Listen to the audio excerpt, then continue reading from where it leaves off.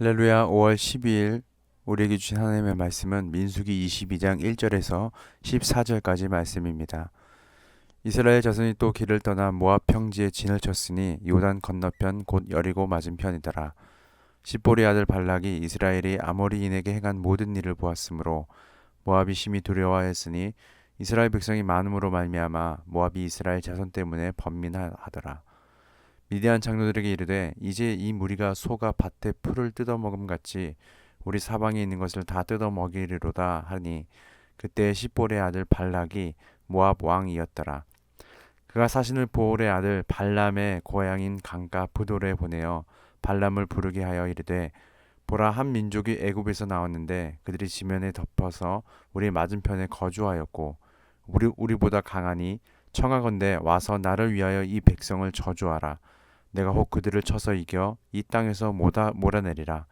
그대가 복을 비는 자는 복을 받고 저주하는 자는 저주를 받을 줄을 내가 알미니라. 모압 장로들과 미디안 장로들이 손에 북채를 가지고 떠나 발람에게 이르러 발락의 말을 그에게 전하매 발람이 그들에게 이르되 이 밤에 여기에서 유숙하라. 여호와께서 내가 이르시는 대로 너희에게 대답하리라. 모압 귀족들이 발람에게서 유숙하니라. 하나님이 발람에게 임하여 말씀하시되 너와 함께 있는 이 사람들이 누구냐? 발람이 하나님께 아뢰되 모압 왕 십볼의 아들 발락이 내게 보낸 자들이니이다. 이르기를 보라, 애굽에서 나온 민족이 지면에 덮였으니 이제 와서 나를 위하여 그들을 저주하라. 내가 혹 그들을 쳐서 몰아낼 수 있으리라 하나이다. 하나님이 발람에게 이르시되 너는 그들과 함께 가지도 말고 그 백성을 저주하지도 말라. 그들은 복을 받은 자들이니라. 발람이 아침에 일어나서 발락의 귀족들에게 이르되 너희는 너희 땅으로 돌아가라. 여호와께서 내가 너희와 함께 가기를 허락하지 아니하시느니라. 모압 귀족들이 일어나 발락에게로 가서 전하되 발람이 우리와 함께 오기를 거절하더이다. 아멘. 언약 백성을 저주하지 말라는 하나님의 명령이라는 제목으로 함께 말씀을 나누겠습니다.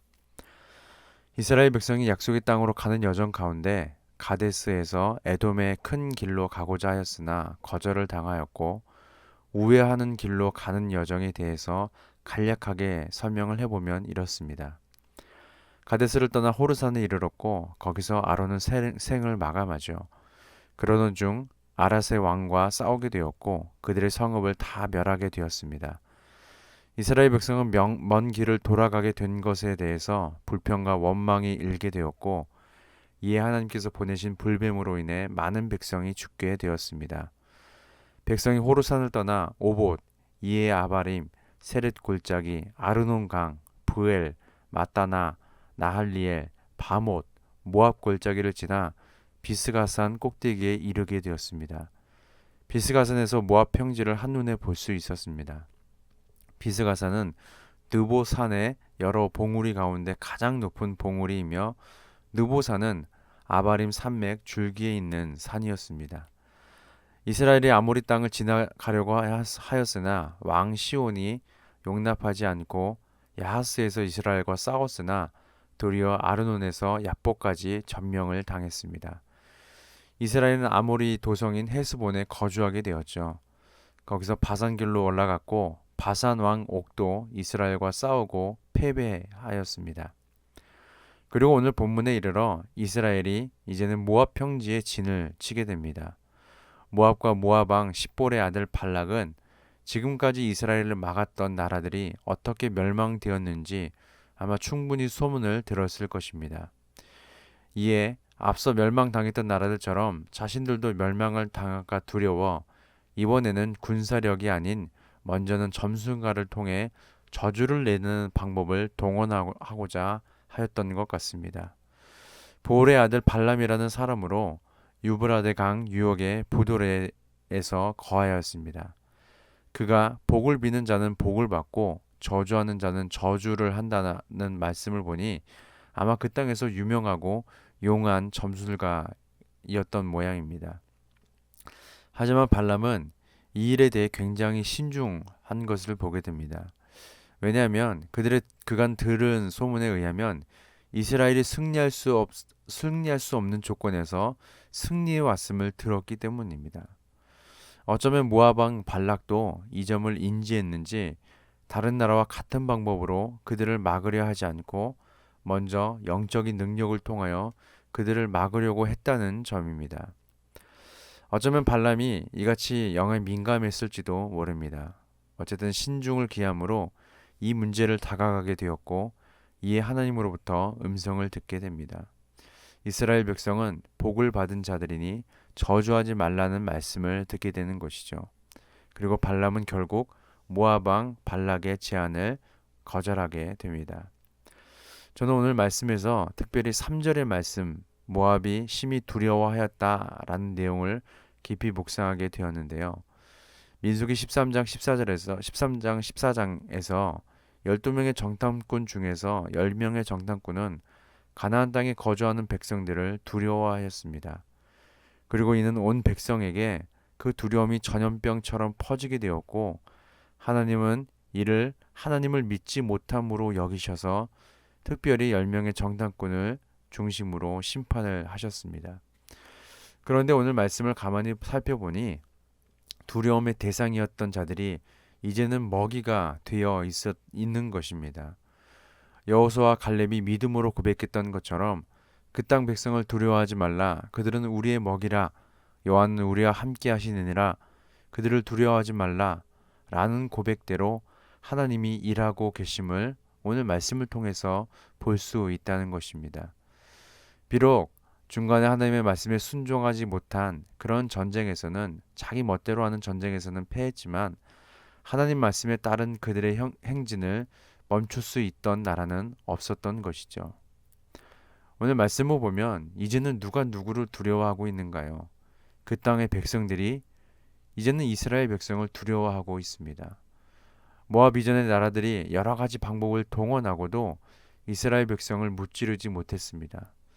그 소문을 모압이 듣고 나니 두려운 것입니다. 그래서 그들은 정상적인 방법으로는 이스라엘에게 승리할 수 없음을 보고 다른 방법, 영적인 방법으로나마 승리하려고 노력할 정도로 이스라엘 백성을, 아니 정확히 말하면 하나님의 일하심을 두려워한 것입니다. 하나님은 반드시 약속한 것을 이루어 주시는 분이십니다. 그리고 그 약속을 믿음으로 선포하는 자에게 그것을 얻게 하십니다. 어떻게 얻게 하실까요? 전적인 하나님의 일하심이 있는 것입니다. 오늘 말씀에서 보면 하나님께서 발람에게 이스라엘 백성은 복을 받은 백성이니 그들을 저주하지 말라라고 말씀하십니다.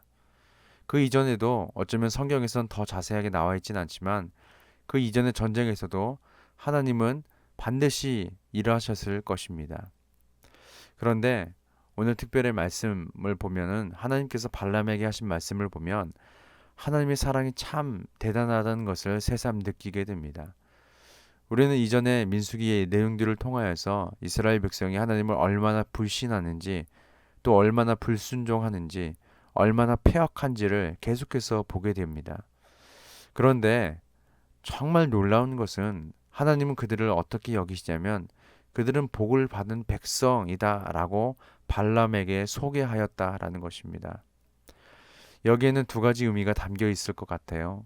복의 근원이신 하나님과 동행하는 자들이기에 복을 받은 백성이라는 말씀과 그들을 결국 복을 받은 백성으로 만들어 가시겠다는 말씀이 이 두 가지 의미가 담겨 있는 것 같습니다. 어쨌든 여전히 부족하고 여전히 연약한 이스라엘을 향한 아버지 하나님의 마음은 여전히 그들은 하나님의 자녀이고 여전히 하나님의 백성이며 여전히 하나님의 복을 받은 자들이라는 것입니다. 하나님은 앞으로도 그들을 그렇게 이끌어 가심을 보게 됩니다. 그리고 이스라엘 백성의 하나님이 오늘날 우리의 하나님이시기도 합니다. 우리도 여전히 부족하고 연약하지만 하나님은 여전히 우리를 자녀라고 불러주시고 백성이라고 말씀하시며 너희는 왕같은 제사장이다 라고 말씀하십니다. 따라서 우리의 삶의 두려움의 대상이 있다면 하나님의 자녀답게 하나님의 백성답게 그들은 우리의 먹이라 라고 선포하는 것이 필요합니다. 그러면 반드시 하나님은 그 선포대로 일하실 것입니다. 결국엔 오히려 하나님의 백성인 우리를 두려워하게 될 것입니다. 그런 자로 하나님께서 부르셨음을 잊지 말고 오늘도 하나님과 동행함으로 당당히 서나가는 저와 여러분들 되시기를 예수님의 이름으로 소망합니다. 기도하겠습니다. 하나님, 불안과 두려움 속에 제 미래를 저의 힘으로 만들어 보려고 했음을 고백합니다. 또 하나님을 알면서도 세상 유혹을 뿌리치지 못함을 회개합니다. 이제는 제 삶을 온전히 하나님 손에 맡기게 하옵소서. 순진하게 하나님의 뜻을 구하며 그대로 따르는 주님의 사람 되게 하옵소서. 감사드리며 예수님의 이름으로 기도합니다. 아멘.